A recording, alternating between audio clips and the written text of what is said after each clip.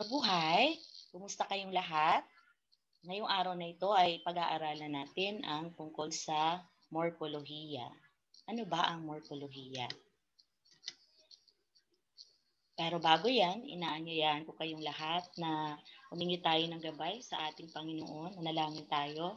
Panginoon, salamat sa araw na ito. Salamat po sa buhay. Salamat po sa biyaya. Salamat sa karunungan at kaalamang binigay mo.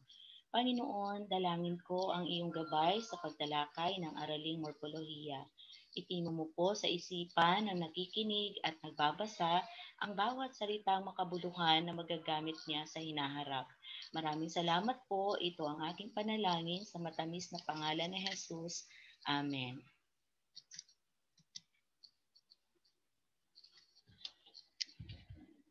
Bilang ating introduksyon, mahalagang alam natin na ang ponolohiya ay siyentipikong pag-aaral ng mga tunog na siyang bumubuo ng mga salita sa isang wika. Dahil may alam na tayo sa ponolohiya, napakahalaga na ipagpatuloy natin ang pag-alam at syempre pa ang pag-aaral sa paraan naman ng pagbubuo ng mga salita. Dahil ito ay ginagamit natin sa pang-araw-araw na buhay. Tama, di ba? Kasi nga, pagising pa lamang natin sa umaga ay ginagamit na natin ang ating wika. So, ang iisipin natin, paano ba natin gagamitin ang wika? Syempre pa, kung mga simpleng tao lamang ang ating kaharap, simpleng salita lang din naman ang ating gagamitin.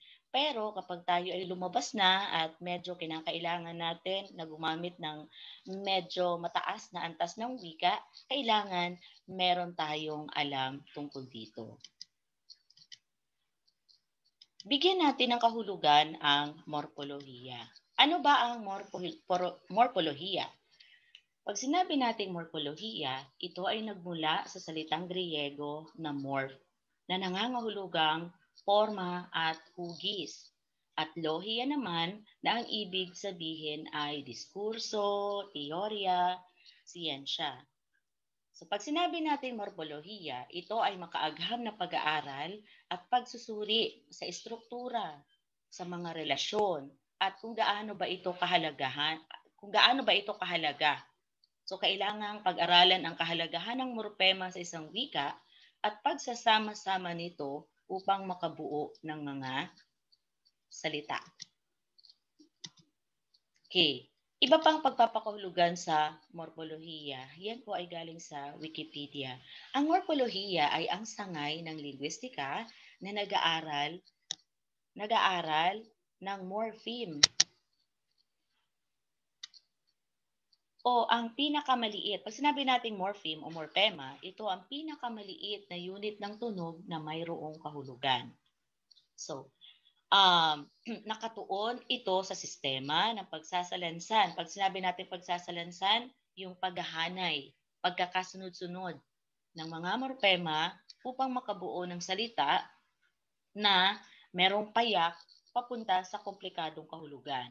So, ang mga morpema ay maaaring isang buong salita, maaari din naman siyang panlapi, artikulo o meta-linguistical na unit ng kahulugan tulad ng intonasyon at stress o diin na tinatawag. Yan yung pinag-aaralan sa ponolohiya o mga tunog.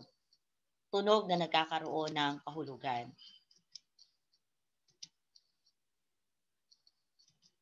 Okay, karagdagan pa. Pag sinabi nating morpema, ito ay nagmula sa salitang morpheme sa Ingles. Nahango din sa salitang Griego na morph, na ang ibig sabihin ay anyo or unit, plus im, na ang ibig sabihin ay kahulugan. So pag sinabi nating morpema, ito ay ang maliit na unit ng isang salita na nagtataglay ng kahulugan na maaaring panlapi at salitang ugat katulad ng nabanggit ko kanina. Okay, merong tatlong anyo ang morpema. Una, morpemang ponema. Pangalawa, morpemang panlapi o tinatawag din siyang di malayang ponema.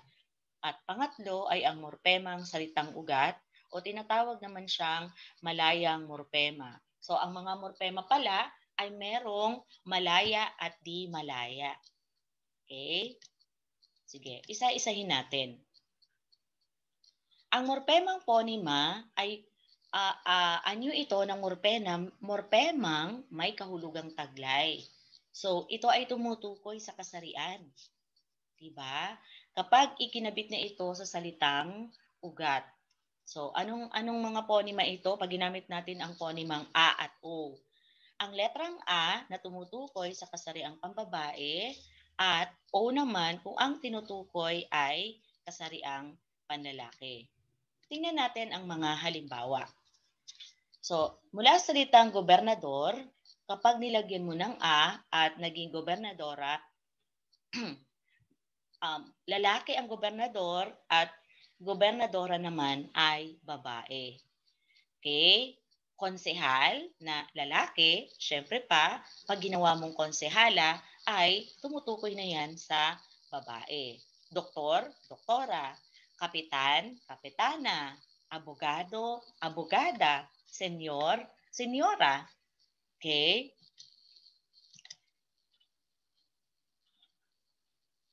Okay, so punta naman tayo sa pangalawang anyo ng morpema. Ito ay ang morpemang panlapi o katulad ng sinabi ko kanina, ito ay di malayang ponema.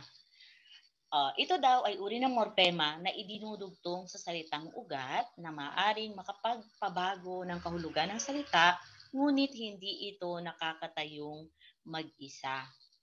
Okay? So ang mga panlapi ay kailangan pang idugtong sa salitang ugat upang magkaroon ng kahulugan.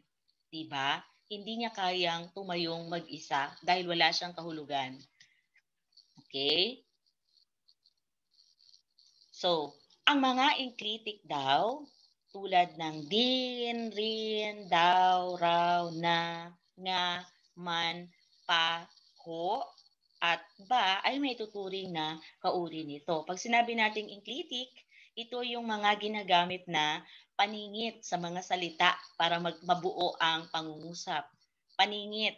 Kasi nga 'di ba kapag bumuo tayo ng pangungusap, tapos hindi tayo gagamit ng daw, raw, nga, ma, pa, ho, depende sa kung anong salita o pangungusap ang ating gagamitin, magiging parang bulol o parang kulang siya. So, kailangan ng mga enclitic o yung tinatawag na paningit. Okay. Ano ang mga halimbawa nito? Mga panlapi na una, So, pag sinabi nating ito ay tumutukoy sa pagganap sa kilos. Pagganap sa kilos, gawi o ginagawa. Halimbawa, umawit, sumayaw, umiyaw, tumakas. Ginamit ang Kasi nga 'di ba salitang ugat awit, sayaw, hiyaw, takas. So pag kinabitan mo na siya, nag-iiba na siya ng kahulugan. Okay? Sunod natin ay ang ma. So ito daw ay pagkakaroon ng katangiang taglay ng salitang ugat. So tumutukoy naman ito sa katangian. Halimbawa, mabait, matino, masipag, mayaman. O, di ba? Yung tatlong yan ay tumutukoy sa salitang ugat na bait, tino, sipag, yaman. So pag kinabitan mo siya ng mag-iiba na ng kahulugan. O isa pa na pagpapakahulugan sa na ang ibig sabihin naman ay pagka mayroon. Halimbawa niyan, makatao. Ibig sabihin, pag sinabi mong makatao ang isang tao ay meron siyang pagmamahal sa kapwa. Pagka mayroon, mapera. Diba? Pag sinabi natin ang taong yan ay mapera, so ibig sabihin marami siyang pera. Okay?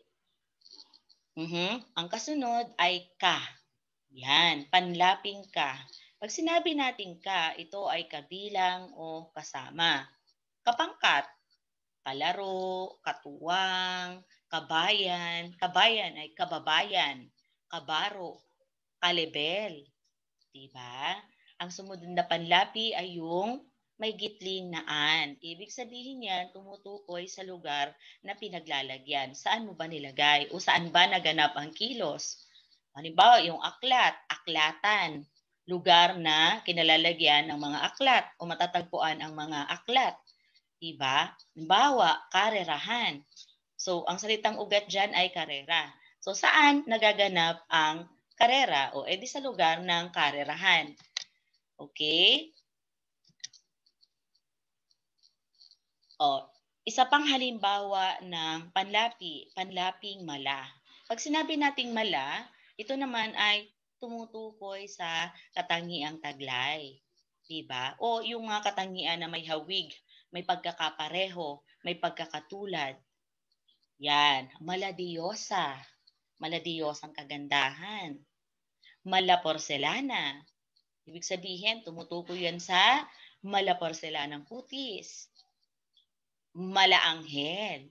Pag sinabi nating malaanghel, ay mukha niya ay mukhang anghel. Yan ay ibinibigay natin yan palagi sa ating mga minamahal. Sa paningin natin, ang kanilang mga mukha ay malaanghel. Okay? So, ang mga panlaping Filipino ay maaaring ikabit daw sa mga sumusunod. Una, sa pangalan. At tinatawag itong panlaping makangalan. Pangalawa ay pandiwa. Ito naman ay tinatawag na panlaping makadiwa. Pangatlo ay panguri. Ito naman ay tinatawag nating panlaping makauri. Okay, dumako naman tayo sa pangatlo, ang morpemang salitang ugat o yung tinatawag nating malayang morpema. Kanina, sa panlapi, hindi siya malaya. So, kailangan niya pa ng mga paningit o pandugtong para mas maunawaan ang mga salita. Dito naman sa morpemang salitang ugat, dahil malaya na siyang morpema, ito daw ay ang uri ng morpema na wala ng panlapi, hindi na kailangan dahil nagtataglay na siya ng sariling kahulugan. Diba? Ito ay payak na anyo ng isang salita. Pag sinabi nating payak, simple. Simple, kaya na nating unawain. So, ang salitang ugat ay makapag-iisa. Diba? Ang halimbawa niyan ay kain. Alam na natin, kain. Indak, talon, sayaw, sulat, ganda, sinop, sipag, laro, bata, buti, yaman, langit. So para mga payak na salita na kayang-kaya na nating unawain at kayang-kaya na nating gamitin sa anumang salita o anumang pahayag o pangungusap na gugustuhin natin. Okay, ating tandaan muli, pag sinabi nating morpolohiya, ito ay ang pag-aaral at pagsusuri sa kahalagahan at gamit ng morpema. Okay? So pag sinabi nating morpema, ito naman ay ang pinakamaliit na unit ng salita na nagtataglay ng kahulugan. Tulad ng binanggit natin kanina, maaaring ponema, yung A at O mababago na siya. Kasi ang A ay tumutukoy sa kasariang pambabae at O sa panglalaki. Okay? Siyempre pa, ang panlapi na kinakabit sa pangalan, panguri, pandiwa, gayon din naman sa salitang ugat. Okay. So, dumako na tayo ngayon. Tapos na tayo sa anyo ng morpema. Ngayon naman ay dumako naman tayo sa uri. Okay? Merong dalawang uri ang morpema. Ito ay ang morpemang pang nilalaman. Siyempre pa, ano ba ang ibig sabihin nito? Ito ay mga salitang may tiyak na kahulugan at nagsisilbing mahalagang salita sa loob ng pangungusap. Pag sinabi nating morpemang pangnilalaman o leksikal, binubuo ito ng nominal na pangalan at pandiwa. O ayan, yan ay pamilyar na sa atin dahil mula elementarya ay pinag-aaralan na natin yan. Siyempre pa, mga panuring na pang-abay at pang-uri. Okay, ganun pa man ay isa-isahin natin ang mga kahulugan nito. So, una, pangalan. So, pag sinabi nating pangalan, ito ay tumutukoy sa tao, bagay, hayop, pangyayari, at iba pa. O ayun, medyo may nilagay ako dito ang medyo napapasok sa kontrobersiya na si Angel Locsin ay inaakusahang kaanib daw ng samahang NPA. So syempre pa, ang pangalan dyan ay si Angel Locsin. Pangalawang halimbawa, ang kasipagan ng langgam ang natatangi sa mga kahayupan. Okay? So langgam. Pumunta naman tayo sa pandiwa. Pag sinabi nating pandiwa, ito ay nagsasaad ng kilos o galaw. Kilos o galaw. Yan. Tuwing Sabado ang aking schedule ng ng paglalaba. So, paglalaba mula sa salitang ugat na laba. Tumatawa si Efren kahit maraming problema. So, ano yung pandiwang ginamit doon? Tumatawa. Ang sa kanyang salitang ugat ay tawa. Okay? Pangatlo ay ang pang-uri. Pag sinabi nating pang-uri, ito ay paglalarawan sa tao, bagay, hayop o pangyayari upang maging mas malinaw ang pangalan. Halimbawa, malungkot ang mga bata dahil sa COVID-19. Malungkot. So malungkot sila kasi hindi sila makalabas ng bahay. Malungkot sila dahil walang face-to-face. So ang nangyayari ngayon ay online class kung saan walang paglalabas ng bahay na nagaganap, nananatili lamang sa bahay. Pangalawang halimbawa ay si Tina ay pulang-pula kapag naaarawan. Yan. So, pang-uri naman na ano yun? Pang-uri sa kulay. Ibig sabihin, kapag lumalabas ng bahay si Tina, meron siyang porselanang kutis na nagiging pulang-pula kapag naarawan. Dumako naman tayo sa pang-abay. So pag sinabi natin pang-abay, ito ay paglalarawan din sa partikular na nilalarawan niya ang pandiwa, ang pang-uri, at syempre pa ang kanyang kapwa pang-abay. Halimbawa dyan, mula bukas ay kakain na ako ng prutas. O diba? So pag pangalan, tumutukoy sa prutas, pandiwa, kakain. Diba? So paglalarawan na mula bukas daw ay kakain na siya ng prutas. Okay? Sa makatwid, pag sinabi nating morpemang pangnilalaman o leksikal, mayroon na siyang angking kahulugang tinataglay. Hindi na kailangang ipaliwanag pa sapagkat kaya na nitong tumayong mag-isa. Kaya nang unawain ng sinumang babasa. Okay, dumako tayo sa pangalawang uri ng morpema. Ito naman ang tinatawag na morpemang pangkayarian. Ito ay nakapagpapalinaw. So, ang gamit nito ay pagpapalinaw ng kahulugan ng buong pangungusap, pang-angkop, pananda, pang-ukol, pantukoy. So, ito ay mga salita na kailangan pa ng ibang salita dahil wala itong tinataglay na kahulugan. At syempre pa, upang makabuo ng makabuluhang pahayag o pangungusap, kailangan ng pantulong na morpema. Okay, eto na yon. Ano itong mga pantulong na ito? Pang-angkop. So, ang pang-angkop na ng, NG at G. Ginagamit ito para pag-ugnayin ang mga panuring sa mga salitang tinuturingan o yung pinatutungkulan. Okay? Pananda. Ano ang mga halimbawa ng pananda? Panandang si, sina, ni, nina, ay, ang mga.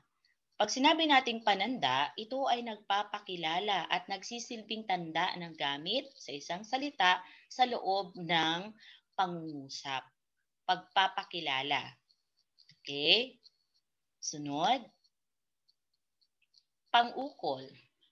Mga halimbawa na pang-ukol sa, ukol sa, ukol kay, hinggil sa, hinggil kay, ayon sa o ayon kay.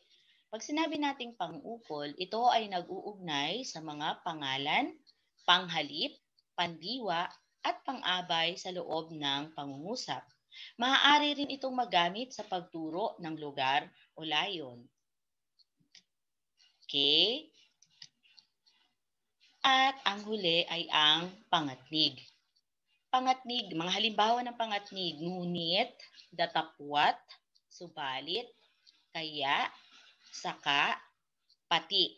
So pag sinabi nating pangatnig, ito ay nagpapakilala ng paglilinaw, pagsasalungat, o maaaring pagbubukod sa loob ng pangungusap. Okay? So yan lamang muna ang ating tatalakayin at sa susunod ay pag-aaralan naman natin o ipagpapatuloy natin ang ah, ang pag-aaral ng morpolohiya. So sa ngayon, ito na muna. Okay? Makita-kita tayo muli sa ating susunod na video. Paalam!